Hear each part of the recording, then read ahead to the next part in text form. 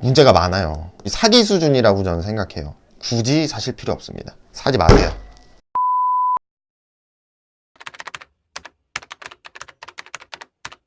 안녕하세요, 방타입니다. 아이폰 7과 아이폰 11 프로 바꾸고 약 일주일 좀 넘게 사용해 봤을 때 바꿔야 할 이유와 바꾸지 말아야 할 이유에 대해서 한번 말씀을 드려볼까 합니다. 빠르게 진행을 해보면 바꿔서 좋은 점, 첫 번째로는 움직임이 부드럽습니다.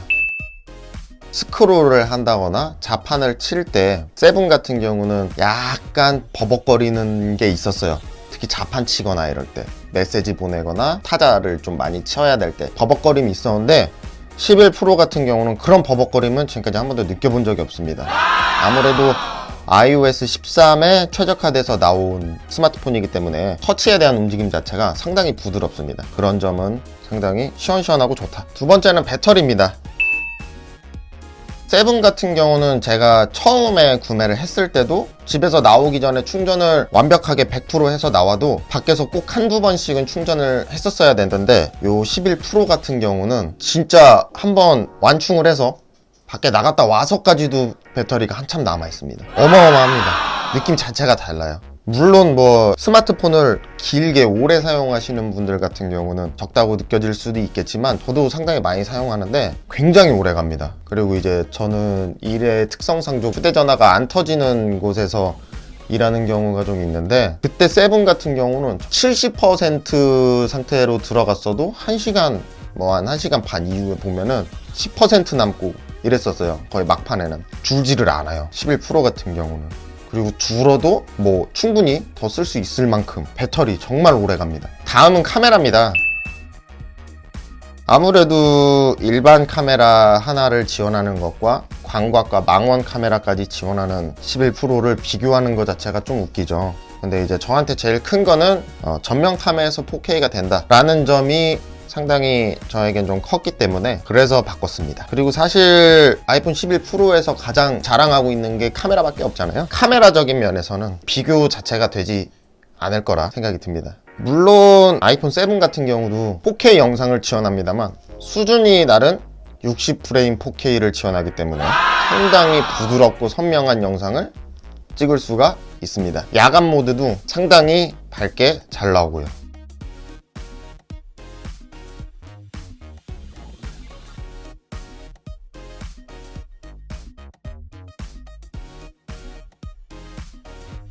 다음입니다. 사운드가 굉장히 큽니다. 아이폰 7 같은 경우 뭐 사운드적인 소리가 작다거나 뭐 이런 느낀 적이 없었는데 아이폰 11 프로를 사용하고 나니까는 소리가 어마어마하게 큽니다. 알람 소리, 벨 소리, 모든 소리가 다 커요.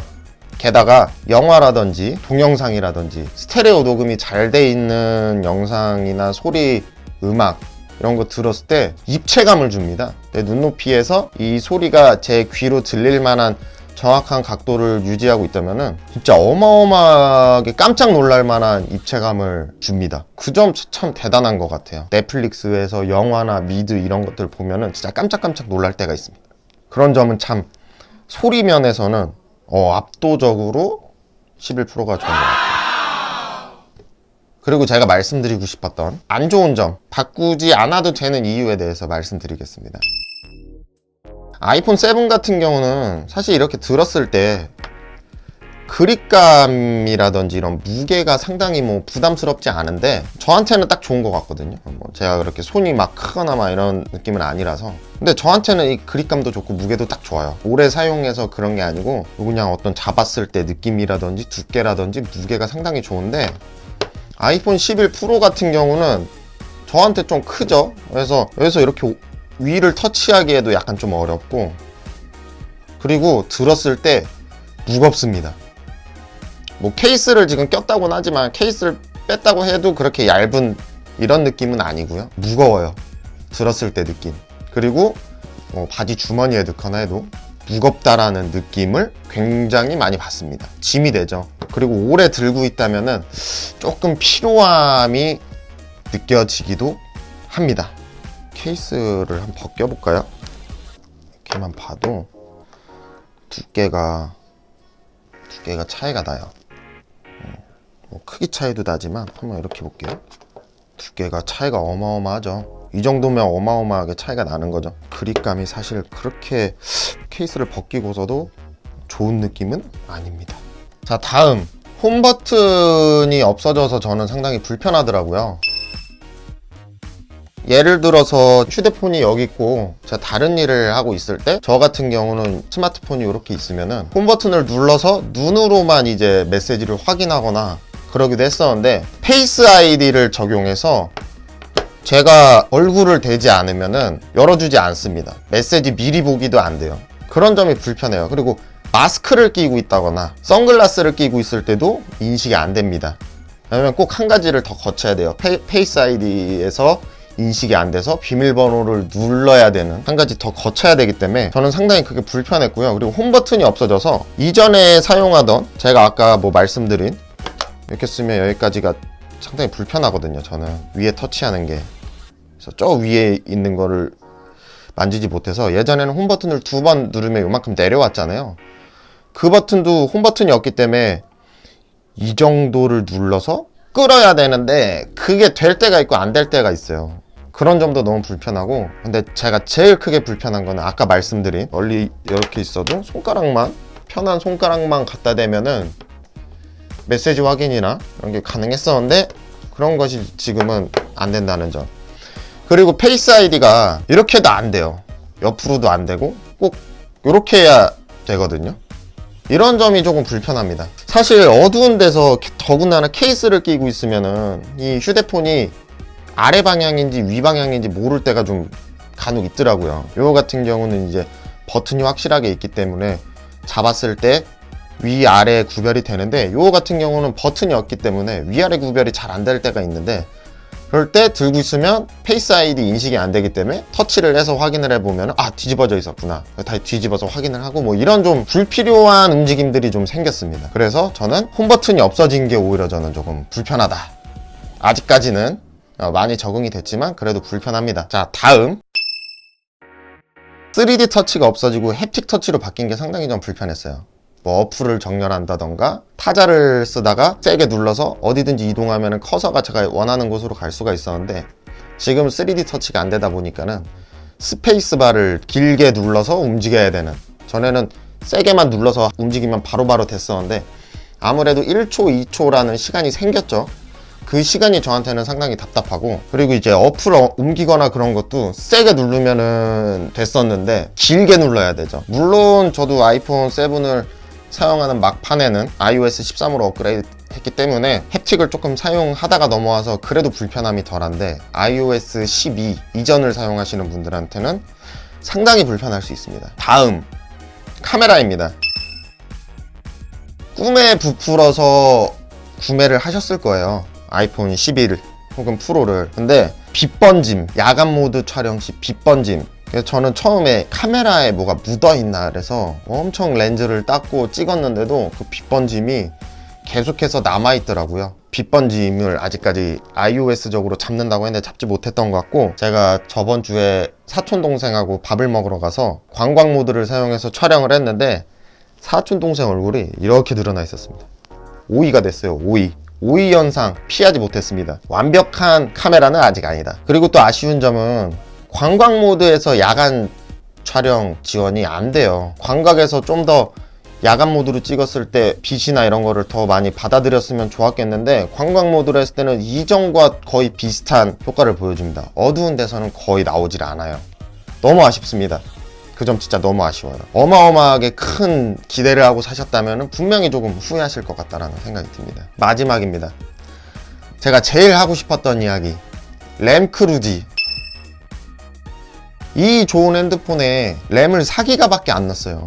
물론 A13이라는 기술을 탑재해서 램 4기가에서도 최고의 성능을 이끌어낼 수 있다라고 선전을 했지만 어플이 꺼진 적이 한두 번이 아닙니다. 작업하거나 게임하거나 영상 보거나, 그렇게 무거운 게임이 아니었는데도 혼자 꺼져버렸어요. 저는 심지어 유튜브랑 넷플릭스 시청하던 도중에도 꺼져버렸습니다. 과연 최적화라는 말을 쓸 수 있을까요? 애플에서는 게임용이라는 것도 상당히 강조를 많이 하잖아요. 11에서 지금 강조하는 것이 크리에이터들을 위한, 그리고 게임, 애플 게임까지 지금 출시를 한다고 하고 있는데, 이런 상황이면은 정말 화나는 상황이 나올 수밖에 없죠. 특히 뭐 RPG라든지 뭐 FPS 이런 거 하시는 분들에게는 정말 큰 결함이 아닐 수가 없습니다. 계속 꺼져요. 저뿐만이 아니고 다른 분들도 SNS를 하다가 꺼지는 경우도 있고 정말 그냥 꺼져요.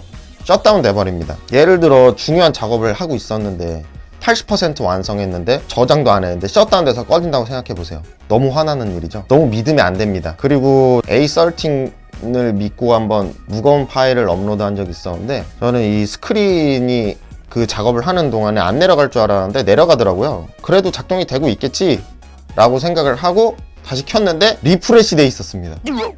그래서 그 오랜 작업을 다시 했던 기억이 있어요, 사자마자. 그리고 A13 엄청 선전을 했잖아요. 애플에서 최적화, 정말 최고의 프로세서 이렇게 했는데, 사실 아이폰 7에서 저는 그렇게 셧다운이 된 적이 별로 없어요. 살짝 버벅거림을 빼면은 셧다운이 된다거나 앱이 리프레시가 된다는 거나 한 적이 별로 없었는데, 근데 지금 일주일을 사용하면서 무거운 어플을 제가 돌렸다면 이해를 하겠는데 생각지도 못한 부분에서 계속 셧다운이 되고 심해요. 그러니까는 4기가를 넣었다라는 게 상당히 아이폰 11 프로 입장에서는 하면 안 됐었다는 거죠. 조금 더 넣었어야 돼요. iOS적인 면에서 램 4기가 앞으로 업데이트를 통해서 고칠 수 있을지는 사실 잘 모르겠지만 분명히 한계가 올 거라고 생각합니다. 안정화를 아무리 잘 시키고 해도 A13 그렇게 홍보했는데 지금도 이렇게 유튜브, 넷플릭스에서 셧다운 되는데 어떻게 더 큰 고사양의 게임이라든지 뭐 이런 걸 돌릴 수가 있겠어요. 믿고 돌릴 수가 없죠. 언제 꺼질지 모르는데. 그래서 배터리 때문에 나는 이 빨리 바꾸고 싶다 라는 분들은 배터리 한번 교환하시고 더 오래 쓰시는 거 추천드립니다. 근데 나는 지금 당장 카메라에 대한 스트레스와 기대감 때문에 사야겠다 라고 하신다면은 추천드려요. 그런데 어마어마하게 좋아진 성능, 난 이거 더 이상 느려서 못 쓰겠고 아이폰 11 프로 A13에 iOS 13에 최적화되고 램 4기가에 나 이거 답답해서 못 쓰겠다, 사실상 변하지 않은 것들에 대해서 더 짜증이 나실 수도 있습니다. 가격도 뭐 한두 푼 하는 게 아니잖아요. 제가 지금 이전에 말한 것들에 대해서 크게 불편함을 느끼지 못하신다면은 12 존버 추천드립니다. 문제가 많아요. 짜증납니다. 사기 수준이라고 저는 생각해요. 그러면 안 됐는데 사지 마세요. 자, 그래서 오늘은 7 바꿔야 될 이유, 바꿔지 말아야 될 이유에 대해서 한번 이야기를 해봤습니다. 휴대폰을 바꾸시는 분들 중에서는 X 시리즈에서 넘어오시는 분들은 별로 없을 거라고 생각하는데 6, 6S, 7 이렇게 사용하시다가 넘어오시는 분들이 많죠. 저도 6 쓰다가 6S 쓰다가 7 쓰다가 이렇게 넘어왔습니다. 아직까지도 구매를 고려하시는 분들에게 좋은 영상이 되셨으면 하는 바람입니다. 제가 준비한 영상 여기까지고요. 궁금하신 점 있으시다면은 댓글 남겨주시면 제가 성심성의껏 답변해드리겠고요. 그리고 메일 주소 남겨놨으니 메일로 보내주셔도 성심성의껏 답변해드리도록 하겠습니다.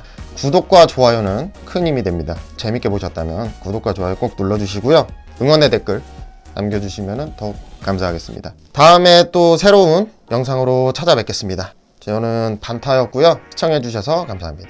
안녕.